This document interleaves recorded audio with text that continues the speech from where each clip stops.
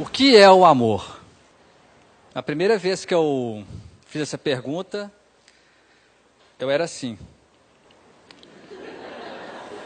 Na escola, me chamavam de feio, esquisito, quatro olhos, louco.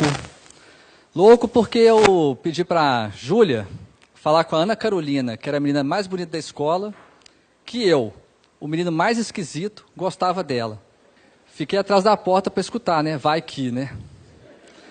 A Júlia falou com a Aninha. Aninha, o Ike gosta de você. E aí a Aninha respondeu. Pô, o Ike é feio, né? Aí, naquele dia, eu aprendi que você nunca deve escutar a conversa dos outros. Fui embora, cheguei em casa, minha mãe estava na sala, sentada no sofá, e aí eu deitei no colo dela e comecei a chorar. E aí minha mãe olhou assustada e perguntou, meu filho, por que você está chorando? E aí eu olhei para minha mãe e perguntei, mãe, será que algum dia alguma garota vai gostar de mim? E aí minha mãe começou a chorar. Foi o efeito reverso. Passou um tempo, meu pai chegou, viu aquela cena, duas caras inchadas, e aí ele perguntou, por que vocês estão chorando? E aí eu olhei para ele, falei, sei lá. E aí ele fez uma cara e falou, ok, minha família é louca. E aí a gente começou a rir, e minha mãe me abraçou e falou, confiança. Meus pais tinham essa mania de responder tudo de forma enigmática. Sempre soltava um enigma e se vira. Claro que com aquela idade eu não fazia ideia do que era essa palavra. Eu fui começar a entender isso, quando eu completei 15 anos e me apaixonei pela minha vizinha Duda. Um dia, teve uma festa dançante e as meninas ficavam sentadas, esperando os meninos chamarem para dançar. Naquele dia, eu aprendi que nunca deve se misturar bebida. Eu misturei coca com suquita, fiquei doido e comecei a andar em direção à Duda. E aí meus amigos do meu lado começaram, que isso, filho, você está indo? Volta aqui, você está doido? E eu fui. Quando eu parei na frente dela, os homens que estão aqui vão me entender. Quando um cara gosta muito de uma menina, ele treme todo. Eu estava igual aqueles bonecão do posto, sabe? Aqueles bonecão inflável, eu estava assim. E aí, estava naquela fase adolescente que minha voz, umas vezes saía grave, outra aguda. Parecia sempre que eu estava com uma bola de algodão na garganta. E eu falei com a Duda, quer dançar? Saiu algo parecido com isso. E eu já estava projetando a minha fuga para viver na rua, mendigo, solitário. E ela respondeu sim. E aí eu falei, como é que é? Aí ela repetiu, sim. E eu não sabia o que fazer, porque eu nunca tinha chegado até ali, aquela parte era nova para mim. Eu já tinha recebido tanto não na vida, que eu nem sabia que uma menina sabia falar sim. E aí ela levantou, me abraçou, e começou a tocar November Rain do Guns. E a gente dançou, quando acabou a música ela se afastou, e eu não fazia ideia do que fazer quando ela ficou parada na minha frente. Eu estava no ensino médio, eu só sabia jogar bola, tomar Coca-Cola e ficar na frente da TV vendo MTV, cara. E aí, só que aí veio uma voz do além, cara. Aí foi igual ao cinema, com a voz com eco e tudo. Confiança! Confiança! E aí eu fui. Esse foi meu primeiro beijo. A coisa mais esquisita e doce que eu já fiz na minha vida. A Duda sorriu daqui até aqui. O sorriso fazia assim, ó. E aí ela me abraçou e a gente começou a dançar sem música. Eu e a Duda, a gente namorou por muito tempo. Até eu completar 18 anos, que é a idade oficial da idiotice masculina. Todo mundo ficava, não, vou tirar carteira, carro, mulherada. E um dia eu chamei a Duda e falei, ô Duda, eu quero terminar. E aí ela falou, por quê? Eu falei, porque eu quero conhecer outras meninas, para saber se você é a mulher da minha vida, né? E aí ela segurou a minha mão, olhou no meu olho e falou, que pena, Ike. Eu soube desde o primeiro dia que você era o garoto da minha vida. Ela foi embora e eu chorei por umas 5 horas seguidas. Cheguei em casa, contei para o meu pai, e aí meu pai só falou escolhas.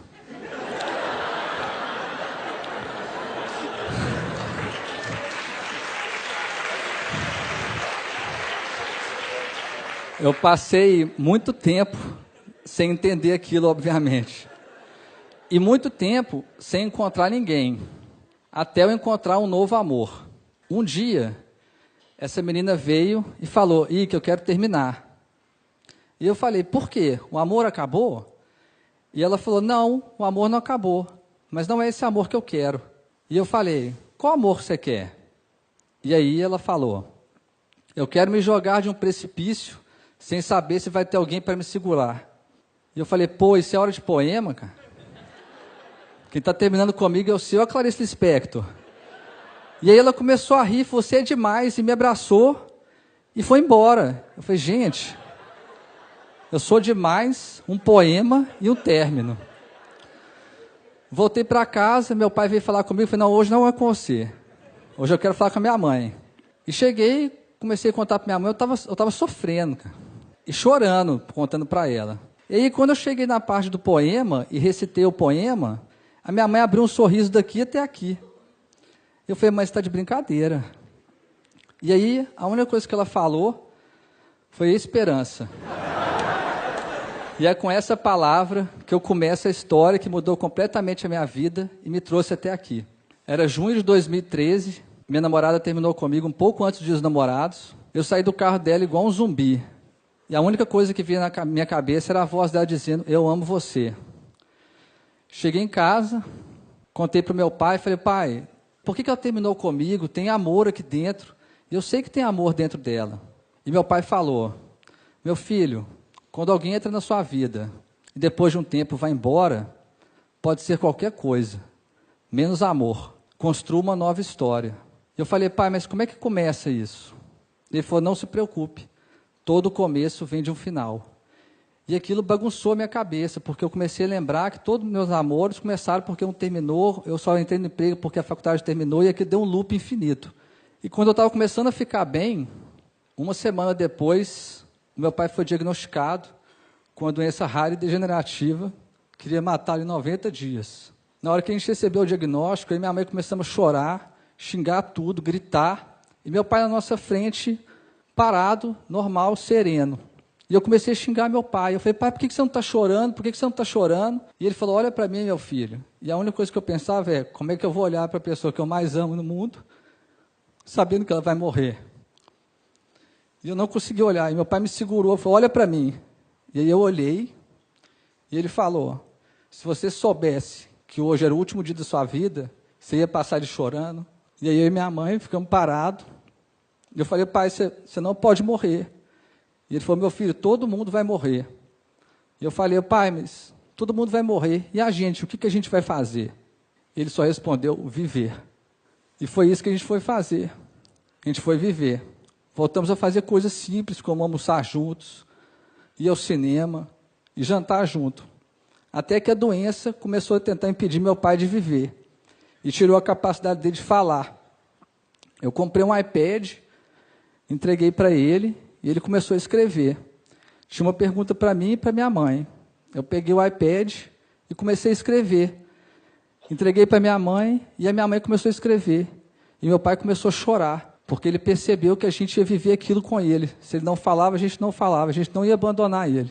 Aquelas conversas viraram lições de vida, porque eram conversas sobre o amor, sobre os inúmeros foras que eu tomava e continuo tomando, e sobre o amor que ele tinha com a minha mãe. Eu peguei aquelas conversas que viraram textos e publiquei num blog, e viralizou na internet. Milhões de pessoas liam os textos. Várias editoras do país me procuraram para publicar um livro. Eu nem sabia que meu pai escrevia e que o sonho dele era publicar um livro. Cheguei em casa correndo, falei, pai, nós vamos publicar um livro. E aí ele começou a chorar, tremer e engasgou. Eu corri e chamei minha mãe, mãe, papai está passando mal. E minha mãe veio correndo. E aí eu peguei o iPad, entreguei para ele, e ele escreveu, será que vai dar tempo? E aí eu saí correndo, desesperado, para a editora, e falei, eu não quero dinheiro, eu não quero nada. Eu só quero que o livro saia o mais rápido possível, para meu pai poder ver isso. E eles falaram, você tem todos os textos? Eu falei, tenho. Então me manda agora. Eu voltei para casa correndo, e falei, pai, nós temos que mandar os textos agora, você quer alguma coisa? E ele falou, quero que o último texto seja o meu. Eu falei, tá bom, qual que é o texto? Ele falou, eu acabei de escrever, mas você precisa me prometer uma coisa. Eu falei, o que que foi?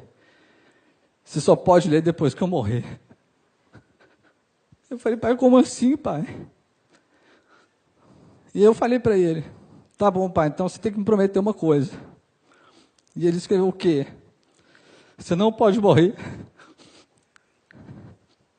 E aí, eu e meu pai cumprimos a promessa.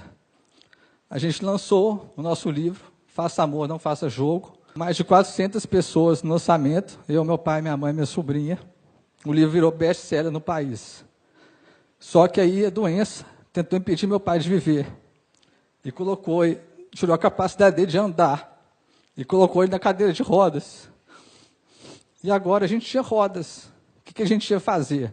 Meu pai amava viajar. A gente transformou a cadeira no avião.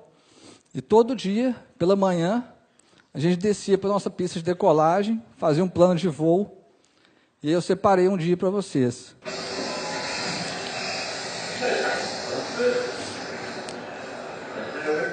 Eu não lembro se esse dia a gente estava para Nova Zelândia, foram muitas viagens. E sempre que a gente terminava, pousava, eu pegava o iPad, entrava no país que a gente estava e a gente ficava vendo as imagens. Estudava a cultura do país e tudo. Meu pai, há mais de 30 anos, ia toda sexta-feira com 2 irmãos na mesma pizzaria. Ele continuou indo de cadeira de rodas. Só que a doença tentou impedir meu pai de viver e tirou a capacidade dele de comer. E aí os irmãos deles, meus tios, começaram a ir lá em casa toda sexta-feira e falaram que a pizzaria não tinha graça sem meu pai. E aí eles ficavam rindo, dando risada, e meu pai começou a chorar quando eles fizeram isso, porque ele viu que os irmãos dele não iam abandonar ele, e não abandonaram. Foram lá em casa toda sexta-feira até o último dia de vida do meu pai. Meu pai, ele formou em Ouro Preto, Minas Gerais, e ele tinha 3 amigos. Quando eles formaram, eles combinaram que de 5 em 5 anos eles iam se ver. Naquele ano, meu pai estava muito debilitado e não conseguiu ir. Os 3 amigos dele, cada formando, tem uma foto pregada na República. Os 3 amigos pegaram as fotos dos 4, pegaram a estrada, chegaram lá em casa de surpresa, pregaram as fotos no quarto do meu pai e falaram, a nossa República é a sua casa. E meu pai começou a chorar, e todo mundo começou a chorar, porque ele viu que os amigos dele não iam abandonar.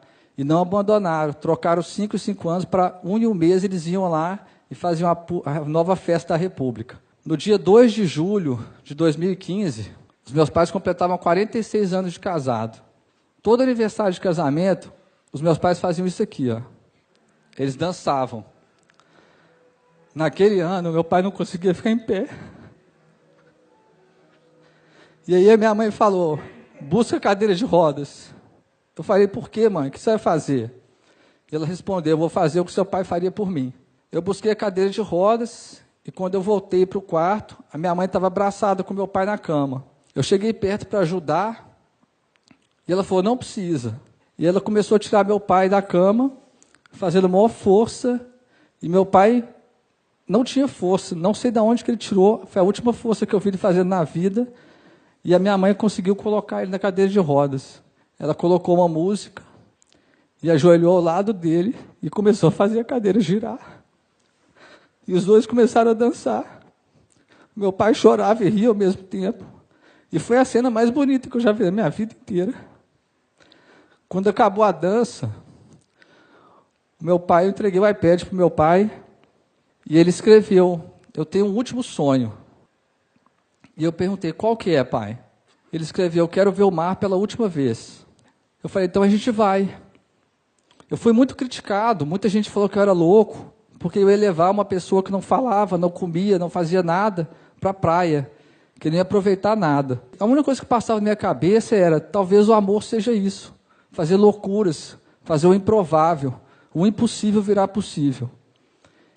E eu separei 3 momentos da viagem para vocês verem. O início, o meio e o fim. Quando a gente voltou da viagem, meu pai estava muito debilitado. Ele pegou o iPad e começou a escrever. Meu filho, eu estou sentindo muita dor. A minha mão treme muito. Eu não sei até quando eu vou conseguir escrever. A gente precisa criar uma nova forma de comunicar. Se eu piscar uma vez é sim, 2 é não e 3 é eu te amo. No dia 23 de agosto de 2015, o meu pai faleceu. Os médicos tinham dado 90 dias. Meu pai viveu por mais de 1095. Eu resolvi contar um pouquinho dessa história aqui, porque eu vejo o mundo distorcendo, complicando demais as coisas. Fique com alguém que faz isso, que te dê aquilo. E todas essas regras e exigências são criadas pela cabeça. O amor é criado aqui dentro, no coração. O resto todo é ilusão. Eu vejo a sociedade exigindo demais status sociais, bens materiais, pedindo que os pais coloquem os filhos nas melhores escolas, nas escolas mais caras, que estudem 3 línguas, que as esposas sejam as melhores amantes, sejam bem-sucedidas. E eu queria dizer para todos vocês que tudo isso não significa nada. A única coisa que o bem mais valioso que vocês têm, podem dar para alguém que você ama, é o seu tempo. Aquele tempo que a pessoa deita no seu colo e você fala, vai ficar tudo bem. A pessoa que você ama só precisa que você passe pela confiança, que esteja ao lado dela nas suas escolhas e que principalmente dê a ela esperança. Esse é o meu primeiro pedido. Dê o seu tempo para a pessoa que você ama. Muita gente acha que é fácil eu pedir isso porque acha que a minha relação com meu pai é perfeita. E não existe nada perfeito no mundo. Eu e meu pai eram cheios de defeitos, nós seres humanos somos cheios de defeitos. Quantas vezes meu pai entrou no meu quarto e eu falei, pai, me deixa em paz, estou tocando guitarra. Pai, me deixa em paz, estou jogando videogame. E sabe o que ele fazia? Ele sorria. Eu tratava ele mal e ele sorria. Ele rebatia a minha raiva, a minha paciência com amor. E foi isso que ele me ensinou. Quando alguém que a gente ama nos tratar mal, em vez de tratá-la mal de volta, dê o seu amor. Porque o amor é a única forma capaz de transformar o mundo e as pessoas. O meu pai me transformou, ele me salvou. Ele nunca desistiu de mim. E esse é o meu último pedido. Nunca desista da pessoa que você ama. E agora, vocês devem estar querendo saber o que é o amor. Acreditar. Esse é meu enigma. A forma mais bonita que eu aprendi para deixar um pouco do meu amor dentro de todos vocês que estão aqui. Fique com Deus. Obrigado.